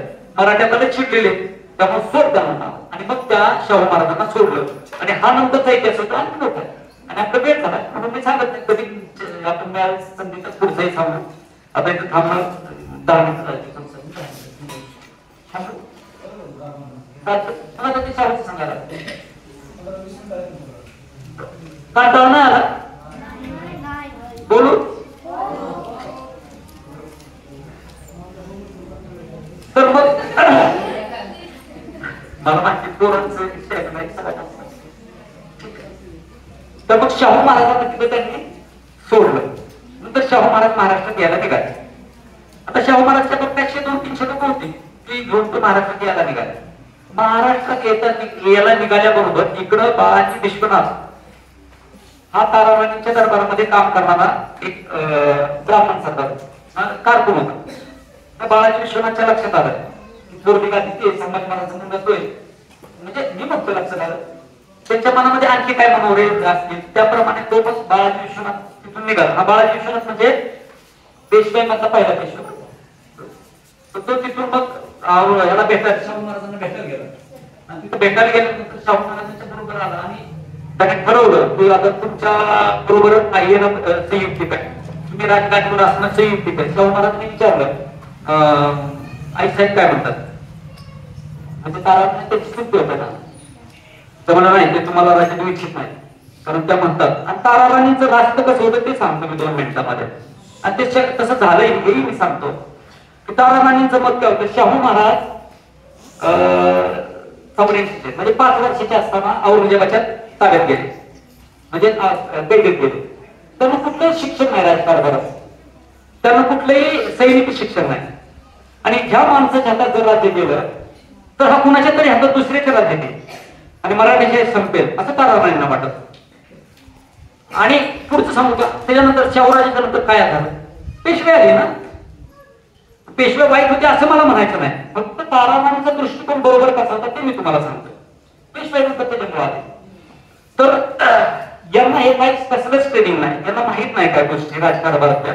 मी त्यांना विरोधात नाही, परंतु सद्यस्थितीमध्ये त्यांच्या हातात कारभार देणं स्वराज्याच्या दृष्टीने धोक्याच आहे म्हणून मी देणार नाही असं ते म्हटल्या, त्या म्हणाल्या. आणि त्याप्रमाणे मग त्यांनी सांगितलं पेशव्याने, बाळाजी विश्वनाथने त्यांना सांगितलं की हे योग्य नाही असं त्या म्हणतात तुमच्या हातात कारभार देणं. शाहू राजे म्हटले तुम्हाला काय वाटतं, हा म्हणून आम्हाला वाटतं तुम्हीच राजा. मग म्हणे तुम्ही सांगा की तुम्हाला तरी पत्र पाठवायचं. त्या बाळाजी विश्वनाथाने तिथून पत्र पाठवायला सुरुवात केली. त्याप्रमाणे एक सरदार त्यांना वाटत होतं की संभाजी महाराजांचा मुलगा आहे, त्याला गादी मिळाली पाहिजे. दुसरी गोष्ट महत्वाची सांगू का, राजकारणामध्ये असणारा मुख्य जो आहे तो हुशार असं चालत नाही. सामान्य सरदारांना IAS ऑफिसर जर असला तर त्याला मुख्यमंत्री लय हुशार चालत नाही. तर लय हुशार असला त्याचा तर तो मग त्याला पकडतो ना. तसं कारभाऱ्यांना काय वाटतं, यांना माहित नाही ना शाहू महाराजांना, तेच ठीक आहे. ताराराणी त्याच्यामध्ये मुरलेले आहे की आपल्याला इकडचं तिकडे झालं तर लगेच लक्षात येतं, कारण लहानपणापासून त्यात आणि स्वतः योद्धे होते ते, युद्ध लढायचं तलवार घेऊन घोड्यावर बसायचं. त्यांनी जिंकलं जाताना जवळजवळ 12-13 दिवसाचा घोड्यावर प्रवास करायला पाहिजे. घोड्यावरचा प्रवास काय असतो तर जे वारी यात्रेला त्या गेल्यानंतर घोड्यावर बसल्यावर कळतं त्या केरळाचा खाली उतरताना. मी माझ्या आयुष्यात एकदाच उतरताना बसलो तर ते मग तसं आहे ते घोडं. तर 17 दिवस त्यांनी प्रवास केलेला. ताराराणी होत्या आणि कारभाराच्या उत्तम बातमी माहिती असायची, सगळ्या गोष्टी माहिती असायच्या. सगळ्यांना जाहीरही झालं होतं 7 वर्षात त्यांनी केलेलं पराक्रम. तर कारभारांना नाही बऱ्यापैकी वाटत हे बरं. आणि मग त्या दृष्टीने त्यांचे ते प्रकार सुरू झाले. आणि मग हळूहळू काही ठराविक लोक गेले पण त्याची फौज कितीही केलं तरी शाहू महाराजांची फौज साधारणपणे 1,500-2,000-3,000 हजाराच्या आसपास आहे. आणि मग ते आल्यानंतर ही गोष्ट मी स्पष्टपणे सांगतो, ते कमीपणा नाही. पहिल्यांदा महाराष्ट्रात आल्यानंतर आता कोणीतरी याच्यावर ऑब्जेक्शन घेऊ शकतं, औरंगजेबाच्या कबरीच्या दर्शनाला शाहू महाराज गेले.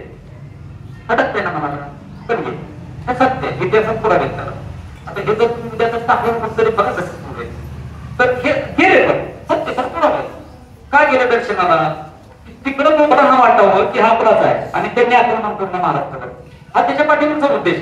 हा गाव आहे का नेहमी गाव आहे, परंतु बाकीच्या सामान्यांच्या लक्षात येत नाही लहान लगेच समज तसा तो प्रकार आहे. ते दर्शनाला गेले तिथून आले कारण मोगलाच्या आता आपल्याला युद्ध होणार आहे, यादवी होणारच आहे, त्यामध्ये मोगलांची आपल्याला मदत मिळाली असं त्यांना वाटतं. ते आले नंतर आपलं खेड जे आहे ना, खेड म्हणजे आता राजगुरुनगर, त्या राजगुरुनगरच्या भीमा नदीच्या पलीकडे त्यांचा तळ पाठवला. ताराराणीने इकडनं आपली फौज पाठवली. ताराराणीच्या फौजेचा जो मुखिया होता तो धनाजी जाधव. आता ज्याने औरंगजेबाला पाणी पाजलं होतं तो धनाजी जाधव. आणि आणखी रामचंद्र पंत अमात्य होते, शंकराजी नारायण होते, अशी मोठी मोठी सगळी माणसं होती. फौज जवळजवळ 30-40 हजार होती, यांच्याकडे 4-5 हजार होते. आणि आता त्या खेळच्या इकडच्या बाजूला म्हणजे पलीकडच्या बाजूला उत्तरेकडच्या बाजूला शाहू महाराज आणि दक्षिणेच्या बाजूला ताराबाई. आता ताराबाईंचं एवढं आपण महत्व सांगितलं ते हे सांगायचं असं वाटतं म्हणून सांगितलं. तर हे दोन्ही बाजूला जाऊन तळ पडले, रात्र झाली. नंतर रात्र झाल्यानंतर पेशवाची बाळाजी ईश्वरांनी सांगितलं तुम्ही मला परवानगी दिली शाहू महाराज मी जातो.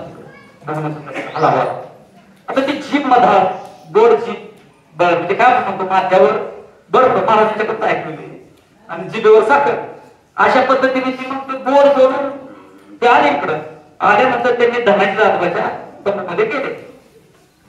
धनाजी जाधवाच्याकडे कारखान होते अगोदर हे, त्यांच्या तंबूमध्ये गेल्यानंतर काय बोलणी झाली आपल्याला काय माहिती नाही काय तर अंदाजे त्यांनी पटवलं त्यांनी बरोबर की शाहू महाराज हे संभाजीराजांचे पुत्र आहे.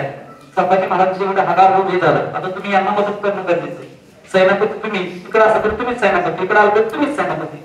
कशासाठी करताय? जे न्याय बाजू आहे धर्माची बाजू आहे तिकडे या, ते तो धर्मस्थ जे तिकडे ते मिळणार आहे. आणि मग काय पटली झाली माहित नाही, त्यांनी सांगितलं की येताना ताराराणीने आम्हाला दूध भाताची आणि भंडारीची शपथ घ्यायला लागली. आम्ही ती शपथ घेऊन आलो. मला सरळ तर काय तुझ्याकडे येता येणार नाही, उद्या युद्धाला सुरुवात करा, काय व्हायचं नंतर मी ऐन वेळेला काय करायचं. दुसऱ्या दिवशी आता जास्त फौजवाल्याने आक्रमण करायला पाहिजे, कमी वाल्याने जास्त करायला पाहिजे. शाहू महाराजांनी आक्रमण केलं पाठीपाठी. आक्रमण केल्याबरोबर युद्धानं तोड फुटलं तर शाहू धनाजीला झोपलेच होते. सैनापती इतक्या उशीर पण झोपलेलं नंतर तसं तसं लोकांनी सांगितलं की आक्रमण झालंय तिकडच्या फौजेचं. आणि मग त्या तसं सांगितल्यानंतर मग धनाजी सरळ घोड्यावर बसल्याने पळायला सुरू माघारी, पण सावध नाही आपली फौज माघार घ्या म्हणायला लागले. ते माघार घेतात हे लक्षात आलं. रामचंद्र पंत अमात्य ज्यांचं आयुष्य गेलंय त्याच्यातून गनिमी काढाय शंकराजी नारायण यांच्या लक्षात आलं की धनाजीराव नाव फिरल्यानंतर त्यांच्याबरोबर 30,000 फौज गेली ना, करायचं काय? ती फौज मागून फिरली म्हणून शाहू महाराज त्यांनी माघारी पळायला सुरुवात केली. थोडं युद्ध झालं पळापळी सुरू झाली आणि शाहूराजे जिंकले. मग तिथून ते एक एक प्रांत जिंकत भोरजवळ आहे. भोरजवळ आहे भोरजवळ विचित्रगड नावाचा किल्ला आहे. विचित्रगड किल्ला आहे. त्या किल्ल्यावरती शंकराच्या नारायणांचा पुतळा. शंकराच्या नारायणांनी तो ताराबाईच्या काळामध्ये जी जिंकत त्याला तो विचित्रगड त्यांच्याकडे होता. आणि विचित्रगडच्या पलीकडे आंबावडा नावाचं गाव आहे खालच्या पलीकडच्या बाजूला. त्या आंबावड्याला त्याचा वाडा होता. आता जर भोरनगर झुलतापूर वगैरे आहे बघा आंबावड्याला, तो झुलतापुराचा त्याचा तो वाडा आहे. तर ते किल्ल्यावरती निघून गेले, पळून गेले होते. तिकडच्या बाजूने आले होते, पळाले होते, मग किल्ल्यावर जाऊन बसले. तर शाहू महाराजांनी त्या किल्ल्यालाच बेडा दिला. कारण रामचंद्र पंत अमात्यांचं जे धोरण होतं त्यांनी किल्ल्याला बेडा दिला. बेडा दिल्यानंतर आता काय करायचं? युद्ध तोफा कशा टाकायच्या शाहू राजांच्या वरती? फौज आपलीच ना, यादव युद्ध सुरू झालं. काय करायचं? तोफा कशा टाकायच्या अशी परिस्थिती निर्माण झाली. आणि मग त्या साईडने ज्यांनी चित्रकार बघितलं त्यांना माहिती पलीकडच्या बाजूने दुसरा रस्ता आहे. त्या रस्त्यात ते खाली उतरले आणि किल्ल्यावरती पांढरं निशाण लावलं. किल्ला शाहू महाराजांनी जिंकला. पण शंकराजी नारायण जो खूप मोठे योद्धे होते ते पलीकडे गेले, मग त्यांना आपल्याकडे बोलवून घ्यावं म्हणून शाहू महाराज बाजूने त्या आंबावड्याला गेले त्यांच्या वाड्यामध्ये. तर शंकराजी नारायणांनी येताना शपथ घेतली होती दूध हाताची. सरळ मनाचा माणूस होता. तुळशी पत्र हातात घेतलं होतं, बेल भंडार वाहायला होता. तो कसा शाहू महाराजांकडे जाणार? मग त्याने हिरकणीतला हिरा खाऊन हिरकणी खाऊन आत्महत्या केली. एवढा मोठा माणूस द्वंद्वामध्ये यादवीमध्ये गेला. हे जेव्हा शाहू महाराजांच्या लक्षात आलं, शाहू महाराजांनी धनाजीरावांना सांगितलं, धनाजीराव आता याची तीव्रता कमी केली पाहिजे. हे अशी माणसं एक एक गाठून त्यांच्याशी बोलणं केलं पाहिजे, अन्यथा हे अवघड होऊन बसेल. आणि अशा रीतीने अशी परिस्थिती म्हणून तर ते सातारकडे गेले. सातारा जिंकलं त्यांनी. ताराराणी त्यावेळेस परत पहिल्याप्रमाणे मग त्या सज्जनगडावर पन्हाळगडापर्यंत गेले. आणि हे युद्ध आणखी काय, ताराराणी तरी हारल्या नाही. सगळी फौज इकडे गेली तरी ताराराणी माघार घेतली नाही. आणि मग शेवटी शाहू महाराजांनी ठरवलं, एक करार झाला, ट्रिटी म्हणतात वारणा, इंग्लिश मध्ये आहे ते, म्हणजे वारणेचा तह. आणि मग तो तह झाला आणि वारणेपासून पलीकडचा भाग ताराराणीचा आणि वारणेकड पासून अलीकडचा भाग उत्तरेकडचा भाग हा शाहू महाराजांचा. असं मराठी राज्याच्या 2 गाड्या झाल्या. आपल्याला नेहमी प्रश्न पडतो, सातारची गादी पण तिकडे एक महाराज आहे, कोल्हापूरची गादी पण, ह्या 2 गाड्या कशा असतात? अशा 2 गाड्या निर्माण झाल्या. आणि पुढं ताराराणी जून ताशेपर्यंत पेशव्याला विरोध करत तो भागात आता नाही सांगत थांबतो. सांगण्याचा उद्देश असा की छत्रपती शिवाजी महाराजांनी लावलेलं रोपट आता सगळेच सांगतात की हे आपल्याला माहिती. हे नंतर मराठी शाहीचा नंतरच्या काळामध्ये विस्तार होत गेला आणि तो विस्तार कुठपर्यंत झाला, अटकेपर्यंत झेंडा फडकलाय. मराठी शाहीचा झेंडा अटकेपर्यंत फडकलाय. अटक हे काबूलच्या अलीकडे असणार अटक नावाची नदी, तिथे एक शहर आहे, तिथे किल्ला आहे. दुबार काय असा सिंधू आणि अटक नदी यांचा असं संबंध आलाय आणि त्याच्या मध्यात तो किल्ला, अटकेचा किल्ला. त्या किल्ल्यामध्ये तिथपर्यंत मराठ्यांनी झेंडे फडकवले. ते कुठं रायरे शहरावर शपथ घेतलेले 25 मावळे आणि आटक्या पार झेंडा फडकणारे मराठीचे.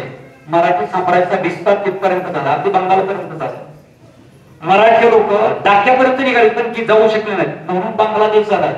अन्यथा मराठी डाक्यापर्यंत गेले असते ना तर बांगलादेश सुद्धा झाला नसता, तो भारतातच राहिला असता. असा मराठ्यांचा राज्य विस्तार झालाय. पण हे विस्ताराची मूळ बीज आहेत ना, कुणी काही सांगू, पण हे विस्ताराचे मूळ बीज आहेत ना, हे ताराराणीच्या पराक्रमामध्ये आहे. त्यानंतर नंतर मोठ्या नाही झाल्या, त्या हे झाल्या संकुचित व्हावं लागलं त्यांना. कारण दुर्दैव आहे ते आपलं मराठ्यांचं. परंतु नर्मदे पार आपले सैन्य पाठवणं, पार आवरून गुजरात पर्यंत सैन्य पाठवणं, माळवा प्रांतापर्यंत सैन्य पाठवणं, हे सगळ्यात मोठं धाडसाचं काम एका बाईने केलं.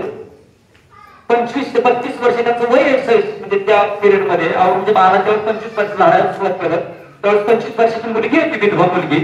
आणि औरंगजेब मारला या महाराज मेला त्यावेळेस त्याचं वय 32 आहे.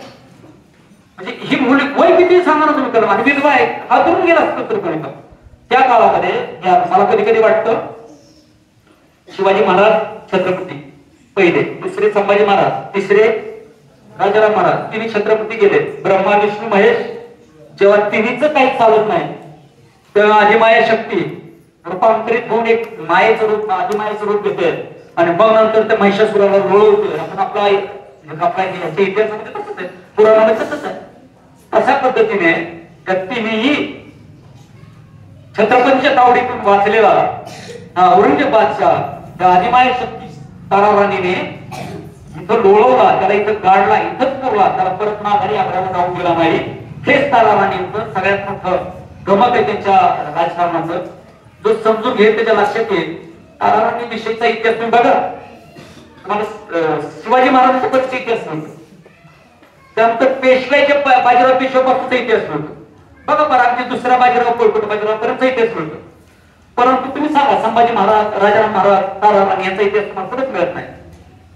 1960 साली बाशी बेंद्रे यांनी संभाजी महाराजांचं अतिशय त्यांना प्रेम होतं मग ते संभाजी महाराज भ्रष्ट म्हणून ठरवले गेले होते. वाशी बेंद्रेने 30 वर्ष अभ्यास करून संभाजी महाराजांचा अभ्यास करून, उगाच कोण जरी काय म्हणतोय जय म्हणायचं भांडण काय तसं नाही, अभ्यास केला पाहिजे.